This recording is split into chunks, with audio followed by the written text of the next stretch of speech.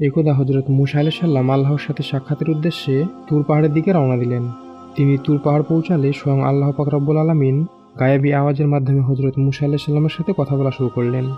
মূসা আলাইহিস সালাম বললেন, হে আল্লাহ পাক, আমি জানতে চাই জান্নাতে আমার সাথে কারা থাকবে। তখন আল্লাহ পাক রব্বুল আলামিন বললেন, হে মূসা, এই বনী ইসরাইলের মধ্যে একজন কসাই বসবাস করে, যে তোমার সাথে জান্নাতে যাবে এবং ওই কসাই তোমার সঙ্গেই থাকবে।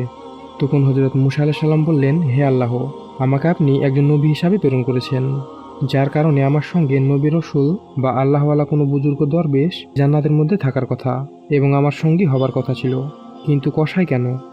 মূসা আলাইহিস সালাম আরও বললেন, হে আল্লাহ পাক রব্বুল আলামিন, দয়া করে আপনি আমাকে সে কসাইয়ের পরিচয় বলে দিন, যাতে আমি গিয়ে দেখে আসতে পারি সে কি এমন আমল করে যে আমলের কারণে সে আমার সাথে জান্নাতে থাকবে।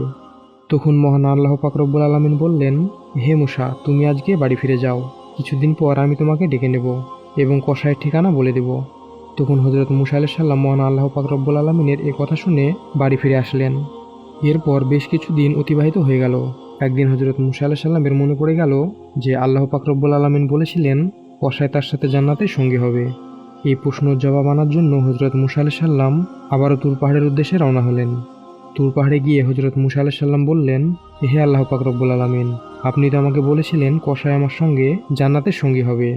আমি জানতে চাই সে কসাই কি এমন আমল করে যে আমলের কারণে সে আমার সাথে জান্নাতে থাকবে। অতঃপর মহান আল্লাহ তাআলা গায়েবী আওয়াজের মাধ্যমে সে কসাইয়ের ঠিকানা বলে দিলেন। পরের দিন হযরত মূসা আলাইহিস সালাম সে পথ অতিবাহিত করে কসাইয়ের ধারে উপস্থিত হলো। কিছুক্ষণ পরে মূসা আলাইহিস সালাম দেখলেন কসাই সারাদিন মাংস বিক্রির পর সন্ধ্যার সময় কিছু মাংস সঙ্গে নিয়ে বাড়ির পথে রওনা দিলেন ও হযরত মূসা আলাইহিস সালামও কসাইয়ের পিছু ধরলেন। এক পর্যায়ে কসাই তার বাড়িতে পৌঁছে গেল ও হযরত মূসা আলাইহিস সালাম দূর থেকে তার বাড়িটিকে লক্ষ্য করে সেদিনের মতো সেখান থেকে চলে আসলেন। পরের দিন হযরত মূসা আলাইহিস সালাম আবারও সে কসাইয়ের বাড়িতে গেলেন এবং বললেন, বাড়িতে কি কেউ আছেন? আমি একজন মুসাফির। কিন্তু বাড়ির ভেতর থেকে কোনো উত্তর এলো না। তখন হযরত মূসা আলাইহিস সালাম ভাবল, আসলে বাড়িতে হয়তো কেউ নেই। তাই হযরত মূসা আলাইহিস সালাম আবারও সে কসাইয়ের দোকানের সামনে উপস্থিত হলেন এবং দূর থেকে লক্ষ্য করলেন কসাই মাংস কাটার সময় একটি ভালো মাংসের টুকরো তার পাশে রেখে দিল। তখন একজন ক্রেতা এসে বলল, ভাই কসাই, আমাকে তোমার পাশে থাকা ওই মাংসের টুকরোটা দাও, বিনিময়ে আমি তোমাকে অতিরিক্ত দাম দেব। তখন কসাই বলল, আপনি আমাকে যতই দাম দেন না কেন, এই মাংসের টুকরোটি আমি দিতে পারবো না, কারণ আমি এটি আমার বাড়িতে নিয়ে যাব। তখন হযরত মূসা আলাইহিস সালাম মনে মনে ভাবলেন, বাড়িতে তো কেউই নেই। কসাইকে যখন ক্রেতা মাংসের বিনিময়ে অতিরিক্ত দাম দেওয়ার কথা বলেছে, তার সত্ত্বেও কসাই কেন মাংস দিচ্ছে না? এর কারণটা হযরত মূসা আলাইহিস সালাম কিছুতেই বুঝতে পারলেন না। অতঃপর ক্রেতা যখন মাংস নিয়ে চলে গেল, তার কিছুক্ষণ পর কসাই তার দোকান বন্ধ করে পাশে রাখা ওই মাংসের টুকরোটি একটি ব্যাগে নিয়ে তার বাড়ির দিকে রওনা দিলেন। এটা দেখে হযরত মূসা আলাইহিস সালাম চুপিসারে কসাইয়ের পিছু পিছু রওনা হলেন। কসাই যখন তার বাড়ির ভিতরে প্রবেশ করলো, ঠিক এমন সময় হযরত মূসা আলাইহিস সালাম ঘরের বাইরে থেকে আওয়াজ দিয়ে বললেন, বাড়িতে কি কেউ আছেন? আমি একজন মুসাফির বলছি। তখন কসাই বাইরে এসে হযরত মূসা আলাইহিস সালামকে জিজ্ঞাসা করলেন, ভাই আপনি কে?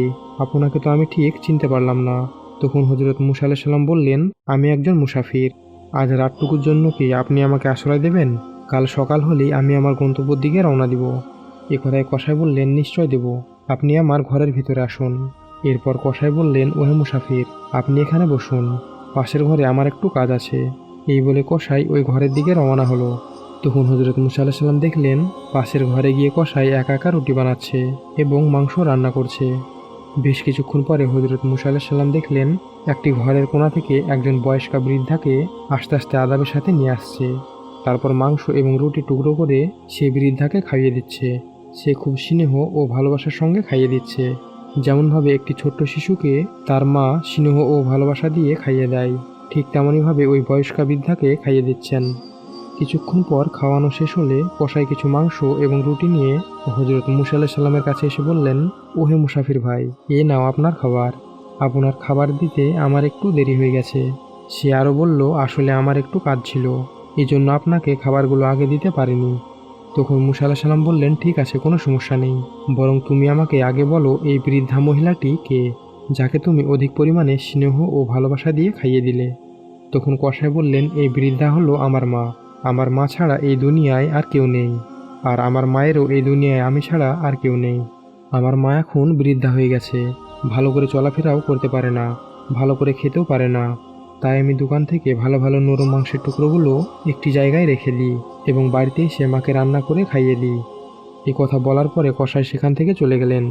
অতঃপর গভীর রাতে হযরত মুসা আলাইহিস সালাম পাশের ঘরে লক্ষ্য করে দেখলেন তার বৃদ্ধা মা চোখের পানি ছেড়ে দিয়ে আল্লাহর দরবারে কান্না করে দুটি হাত তুলে দোয়া করতে লাগলেন।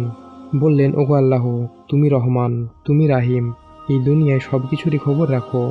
এই পৃথিবীতে এমন কিছু নেই যার খবর তুমি রাখো না। হে আল্লাহ, আমার ছেলে কসাইয়ের সেবায় আমি অতি খুশি হয়েছি। মা হয়ে আমি তোমার দরবারে আমার ছেলের জন্য দোয়া করছি, যে এই বনি ইসরায়েলের পয়গম্বর হযরত মুসা আলাইহিস সালাম।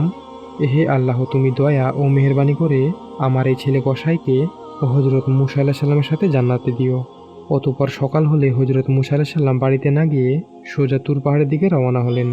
তুর পাহাড়ের উপরে গিয়ে হযরত মুসা আলাইহিস সালাম বললেন, হে আল্লাহ, আমি কসাইয়ের বাড়িতে গিয়ে দেখলাম কসাই শুধুমাত্র তার মায়ের অতিভক্তি ও সেবা ছাড়া আর তেমন কিছু ইবাদত করেনি।